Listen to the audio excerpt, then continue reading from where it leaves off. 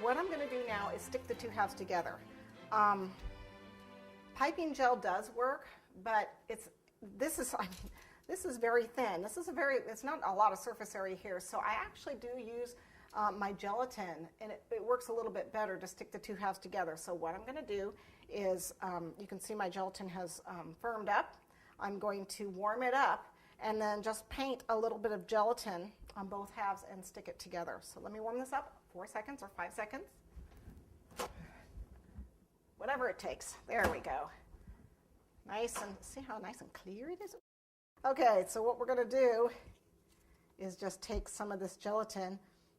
Don't get too much on here, because if you paint it in the wrong spot, when it dries, it's going to wrinkle it. So be careful, but just right on these edges, especially on this bottom edge right here. Okay, and the heel and the back. Okay, it dries pretty fast, so need to work kind of quick, just ever so lightly. Okay, let's see if I can get these two together.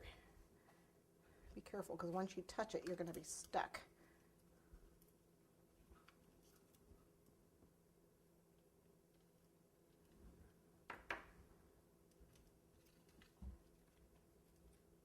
It does stick. Boy, it sticks really well. As you can see, it sticks really well. And so be careful when you put it on. It's so easy if you lay one half down and put the other half on top of it. Just guide it on top. That's the best way to do it. Okay. So there we have our shoe. Now, any spots you might have missed that didn't stick, at this point, I can go back. I can see that I'm a little light in the front here, just a teeny little bit.